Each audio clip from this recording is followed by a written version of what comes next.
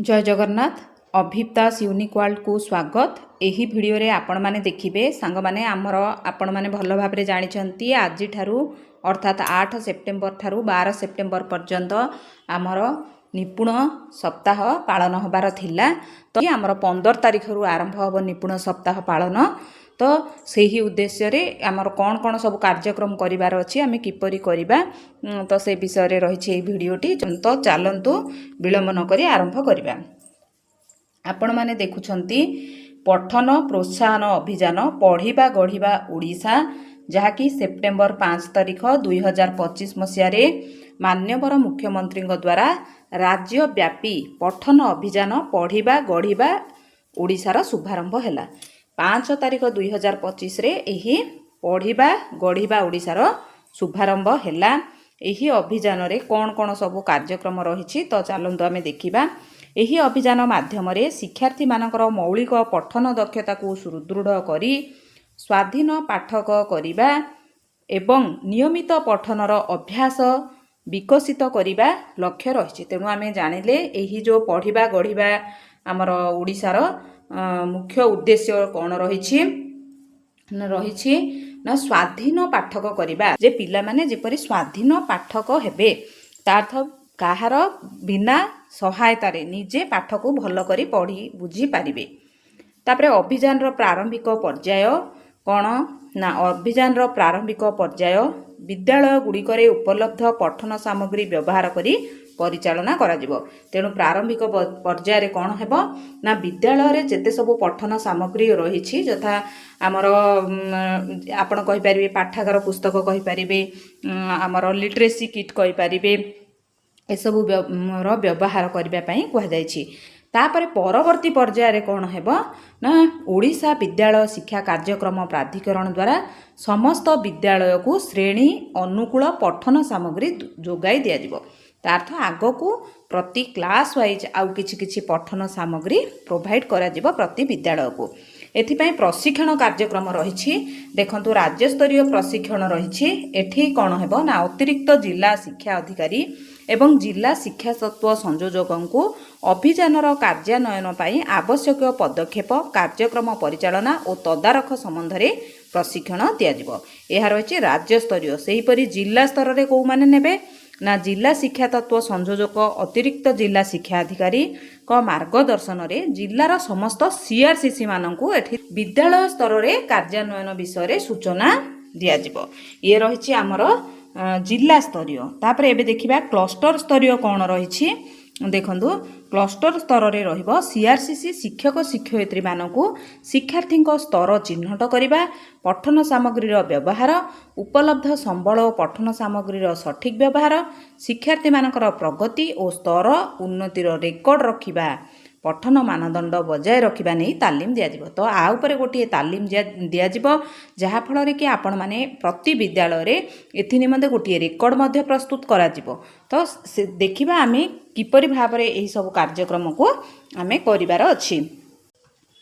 देखंतु ये रही पठन प्रोत्साहन अभियान पढ़िबा गढ़िबा ओडिशा नयन किपरि हेबो। देखंतु प्रथम द्वितीय श्रेणी पाई रही आपण माने जानिछंती भाषा पाई 120 मिनिट रही जहाँकि 40 मिनट को पठन कार्य पाई व्यवहार करा जिवो। सोमवार बुधवार शुक्रवार तार सोमवार मंगलवार छाड़ी बुधवार गुरुवार छाड़ी शुक्रवार दिन 40 मिनिट स्वतंत्र पठन कार्य करा जिवो। कहा पाई ना पढ़िबा गढ़िबा ओडिशा पाई। शनिवार दिन शिशु समय रे आलोचना भित्तिक पठन कार्य मध्य करा जिवो। सेहीपरि तृतीय रु पंचम श्रेणी पाई कौन हेबो नियमित पाठागार अवधिर पठन कार्य हेबो। तार्थ पाठागार अवधि आपण माने बुधवार दिन लास्ट पीरियड रे होची डियर प्रोग्राम आमर सेही पीरियड रे करिवे एवं शनिवार शिशु सेवा समय रे स्तर अनुसार पठन सामग्रीर व्यवहार करी पठन कार्य करिवे। तापरे एठी देखंतु षष्ठ रु अष्टम श्रेणी पर्यंत कौन रहिछि प्रति विकल्प सप्ताह रे पाठागार अवधि और शनिवार शिशु सभा समय रे पठन कार्य करा जिवो। सप्ताह गुडी करे विकल्प भाव रे आकांक्षी पाठ्यक्रम और पठन कार्य करा जिवो। आकांक्षी माने पिला मानकर जो विषय रे पढ़िबार आकांक्षी माने आशा जो आशा अछि पाठ्यक्रम को नेकी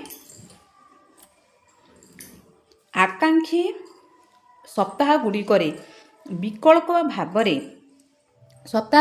ବିକଳ୍ପ ଭାବରେ ଆକାଂକ୍ଷୀ ପାଠ୍ୟକ୍ରମ ଓ ପଠନ କାର୍ଯ୍ୟ କରାଯିବ। ପିଲାମାନେ ଯେଉଁ ପାଠ୍ୟକ୍ରମଟାକୁ ପଢ଼ିବାକୁ ଚାହୁଁଛନ୍ତି ଭାଷା ଆଧାରିତ ତାକୁ ପଢ଼ିବେ ଏବଂ ପଠନ କାର୍ଯ୍ୟ ମଧ୍ୟ କରାଯିବ।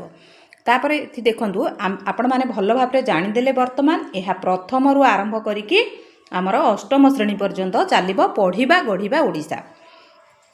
ତାପରେ ବିଦ୍ୟାଳୟ ସ୍ତରୀୟ କାର୍ଯ୍ୟାନ୍ୱୟନ ଯୋଜନା କ'ଣ ରହିଛି ଦେଖିବା ନା ପ୍ରଥମରୁ ଅଷ୍ଟମ ଶ୍ରେଣୀ ପର୍ଯ୍ୟନ୍ତ ସମସ୍ତ ସରକାରୀ ବିଦ୍ୟାଳୟ ଗୁଡ଼ିକରେ ଏହି ସବୁ କାର୍ଯ୍ୟକ୍ରମ କରାଯିବ। 8 ସେପ୍ଟେମ୍ବର 2025ରେ ଶିକ୍ଷକ ଶିକ୍ଷୟିତ୍ରୀମାନେ ପ୍ରଥମରୁ ଅଷ୍ଟମ ଶ୍ରେଣୀ ପର୍ଯ୍ୟନ୍ତ ଶିକ୍ଷାର୍ଥୀମାନଙ୍କର ପଠନ ସ୍ତରର ମାନ ନିର୍ଦ୍ଧାରଣ କରିବେ। ଏହା ଓସେପା ଦ୍ୱାରା ପ୍ରଦାନ କରାଯିବ। ଏହି ରହିଛି 8 ସେପ୍ଟେମ୍ବର ଦିନ। ତ ଶିକ୍ଷାର୍ଥୀମାନଙ୍କୁ 3ଟି ସ୍ତରରେ ବିଭକ୍ତ କରାଯିବ, ଯାହାକି ରହିଛି ପ୍ରାରମ୍ଭିକ ପାଠକ, ମଧ୍ୟବର୍ତ୍ତୀ ପାଠକ ଏବଂ ଉନ୍ନତ ପାଠକ। ଶିକ୍ଷକ ଶିକ୍ଷୟିତ୍ରୀ ପ୍ରତି ଶିକ୍ଷାର୍ଥୀଙ୍କ ପାଇଁ ପାଠକ ସାଥୀ ମନୋନୀତ ବା ଯୋଡ଼ି କରିବେ। ତା ଅର୍ଥ ଇଏ ରହିଛି ଆପଣମାନଙ୍କର ଯୋଡ଼ି କାର୍ଯ୍ୟ। ସେ ଯେଉଁ ଯୋଡ଼ି ଶିକ୍ଷକ ଶିକ୍ଷୟିତ୍ରୀ ବାହାର କରିବେ। ପ୍ରତ୍ୟେକ ଶ୍ରେଣୀ କକ୍ଷରେ ଏକ ପଠନ ମାନଦଣ୍ଡ ରହିବ ଓ ମାସିକ ଶିକ୍ଷଣ ଟ୍ରାକର ରହିବ। ଏଠି ଆପଣମାନେ ଦେଖିପାରିବେ ମାସିକ ଶିକ୍ଷଣ ଟ୍ରାକରଟି ଆମର କେମିତି ରହିଛି। ଦେଖନ୍ତୁ ଏଠି ଦେଖୁଛନ୍ତି ମାସ ରହିଲା ଅଗଷ୍ଟ, ମାସିକ ଟ୍ରାକର ରହିଛି, ଇଏ ନାମ ଆମର କ୍ରମିକ ନମ୍ବର ରହିଲା, ବହିର ସ୍ତର, ପଢ଼ିବାର ସମୟ କେଉଁ ସମୟରେ ଦେଲେ, ତାପରେ କେତେ ପୃଷ୍ଠା ପିଲାମାନେ ପଢ଼ିଲେ, ସହଭାଗୀ କିଏ ଥିଲେ ମାନେ ସହଭାଗୀ ପଠନ କାହା ସହିତ ସେ କଲେ, ତାପରେ ଶିକ୍ଷୟିତ୍ରୀଙ୍କ ମତାମତ ରହିବ। ଏହିପରି ଭାବରେ ରହିଛି ଟ୍ରାକରଟି। ଏହି ଟ୍ରାକର ଆପଣମାନେ ମଧ୍ୟ ପ୍ରସ୍ତୁତ କରିବେ। ଦେଖନ୍ତୁ ଯେଉଁ 3ଟି ସ୍ତର ରହିଲା ଆମର ପ୍ରାରମ୍ଭିକ ପାଠକ, ମଧ୍ୟବର୍ତ୍ତୀ ପାଠକ ଏବଂ ଉନ୍ନତ ପାଠକ ପ୍ରତି ଶ୍ରେଣୀ ପାଇଁ ଆପଣ କରିବେ। ତାର ମାନଦଣ୍ଡ ଆପଣ କ'ଣ ନେବେ ଦେଖନ୍ତୁ ଏଠି ରହିଛି ଶବ୍ଦ ଓ ଅକ୍ଷର ପଢ଼ିପାରୁଥିବା ପିଲା, ଇଏ ରହିଛି 2 ଶ୍ରେଣୀ ପାଇଁ, ତାକୁ ଧରିକି ଆପଣ ମାନଦଣ୍ଡ ଦେବେ। ସେହିପରି 3 ଶ୍ରେଣୀ ପାଇଁ କ'ଣ ମାନଦଣ୍ଡ ନେବେ ଆପଣ ଶ୍ରେଣୀ ଅନୁଯାୟୀ ମାନଦଣ୍ଡ ନେବେ।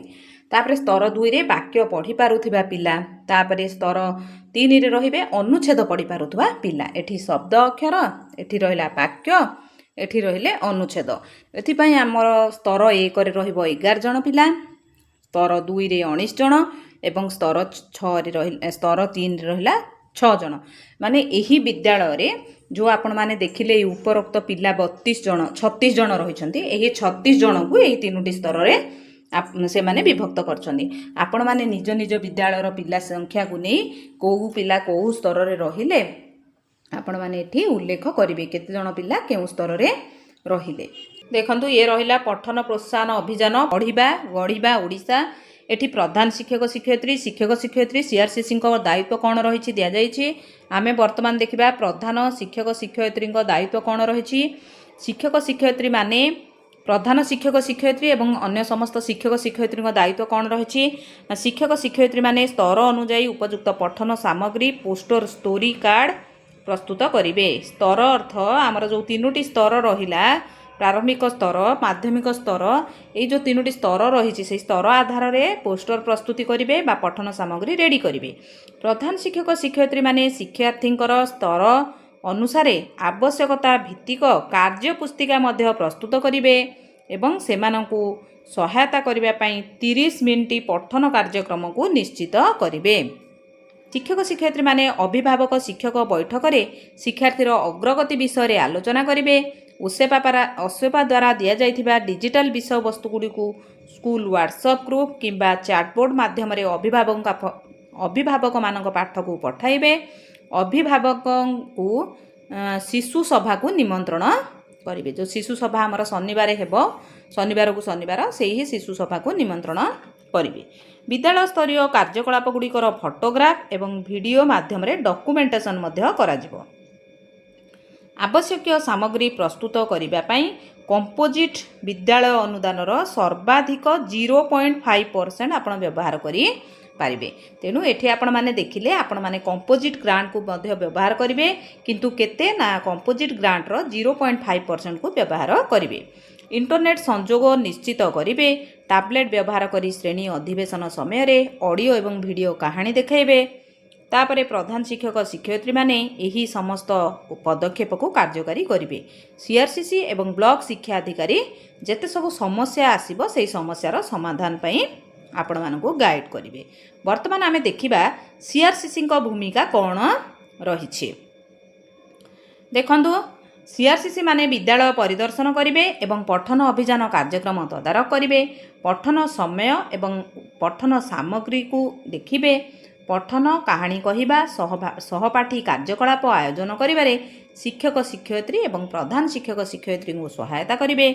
क्लस्टर स्तरीय बैठक में पठन कार्यकलाप को प्रोत्साहित करेंगे। अभिभावक बैठक किंबा गोष्ठी पठन कार्यक्रम मध्य आयोजन रे सहयोग करेंगे। वर्तमान आमे देखिबा निपुण सप्ताह जहाँकि आपण मानकर थिला आज ठारू माने 8 तारिख रु थिला। एहा हमर देखो आपण माने देखि पारुछंती एठी 15 तारिख को पळैला। तार्थ 15 तारिख जो आमर 8 तारिख रु आरंभ होबाकु थिला 15 तारिख रु आरंभ होबो एवं 19 तारिख पर्यंत चलिबो। यार उद्देश्य कोन देखंतु विद्यालय स्तर रे मौलिक साक्षरता और संख्या ज्ञान संबंधी अभिनव कार्य प्रदर्शन, गप गीत खेल, शिक्षण कार्य माध्यम भाषा संपर्कित दक्षतार विकास, पाठ पढ़ा को आनंदमय शिशु केन्द्रिक करवा, खेल आधारित शिक्षा माध्यम संख्या ज्ञान कौशल को सुदृढ़ करवा, पिला मानक मध्यरे सृजनशीलतार विकास करवा, अभिभावक गोष्ठीर अंशग्रहण को निश्चित करी सेमानक मध्यरे साक्षरता और संख्या ज्ञान महत्व उपरे सचेतनता सृष्टि करवा। एबे देखिबा आमे सप्ताहर प्रत्येक दिन पई गोटे निर्दिष्ट प्रसंग रही। निपुण ओडिशार प्रमुख दिग गुड़िक उपरे जहाँकि आलोकपात करिवो। आमे देखिबा प्रथम और द्वितीय दिन जहाँकि 15 सेप्टेम्बर एवं 16 सेप्टेम्बर रही। कौन करा से दिन ना मौलिक संख्या ज्ञान करा तार्थ 15 एवं 16 तारिख रे मौलिक संख्या ज्ञान आधारित कार्य जेपरिक गाणितिक खेल, समस्या समाधान, गप आधारित गणित कार्ड व्यवहार एवं पिला माने खेली खेली गणित शिखिबे। तापरे एठी देखिले तृतीय चतुर्थ दिवस जहाँकि 17 सेप्टेम्बर एवं 18 सेप्टेम्बर रही। मौलिक साक्षरतार गीत, गप, खेल विभिन्न सामग्री व्यवहार करी पिला मानकर मौखिक भाषा, डिकोडिंग, पठन लिखन दक्षतार विकास करा जिवो। पंचम दिन रहिला 19 सेप्टेम्बर 2025। एठी अभिभावकଙ୍କ अंशग्रहण को निश्चित करा जिवो। मौलिक साक्षरता और संख्या ज्ञान गुरुत्व विषय माँ मानक उपरे सचेतनता सृष्टि करा जिवो। विशेष करी माँ मानकु गुरुत्व दिया जाइछि एही मौलिक साक्षरता एवं संख्या ज्ञान कार्यक्रम रे। एथि निमंते माँ का पाई आपण कोन करिवे ना रिपोर्ट कार्ड करिवे, कहानी कहिबा और पठन प्रोत्साहन कार्यर आयोजन मध्य करा जिवो। तेणु आपण माने एही संबंधी समस्त रिजोल्यूशन को आमर MTA रे लिखिबे। मदर टीचर एसोसिएशन जो आमर रेकर्ड्स रही MTA मीटिंग खातार आपण माने याको लिखिबे। एबे आमे देखिबा दायित्व कार कौन रही। एही निपुण सप्ताह कार्यक्रम को सुचारू रूपे संपादन करने पाई एठी रही शिक्षक शिक्षयित्री दायित्व। से माने संख्या ज्ञान पाई 2 दिन, साक्षरता पाई 2 दिन, अभिभावक अंशग्रहण पाई गोटे दिन यह धरी कार्यक्रम आयोजन करेंगे। कार्यक्रम अति कम गोटे सप्ताह पूर्वर आवश्यक शिक्षण सामग्री प्रस्तुत करा। सीआरसीसी भूमिका रहिला विद्यालयर प्रस्तुति तदारख करेंगे, शिक्षण सामग्री उपलब्धता एवं शिक्षण कार्यर प्रस्तुति देखिबे, संपृक्त क्लस्टर रे दिन अनुजाई कार्यक्रम कार्यान्वयन और तदारख करेंगे। दिन अनुजाई कार्यक्रम होउछि ना नहीं देखिबे, विद्यालय सहित थिबा जड़ित डॉक्यूमेंट्स गुडी को संग्रह करी ऑफिस रे दाखल करेंगे। तेणु आपण माने देखिले ए जो निपुण सप्ताह आमर पालन हेबो ताहा 15 रु 19 तारिख पर्यंत पालन हेबो एवं सेथिपाई आमको एबठु प्रस्तुति करिवार अछि एवं ये रहिछि आमर सरकारंकर पढ़िबा गढ़िबा ओडिशा कार्यक्रम जहाँकि पठन प्रोत्साहन अभियान नाम रे परिचित। आशा करुछि भिडियोटी निश्चय भावे आपण मानक पई कार्य रे आसीबो। जदि कार्य रे आछि बोली भाबुछंती दयाकरी भिडियो को लाइक करिवे, शिक्षक बंधु मानकु शेयर करिवे, मतामत कमेंट माध्यम रे देबे एवं जेउ बंधु माने मो चैनल रे नुआ अछंती अनुरोध चैनल को निश्चय भावे सब्सक्राइब करिवे। रहुछि धन्यवाद। जय जगन्नाथ।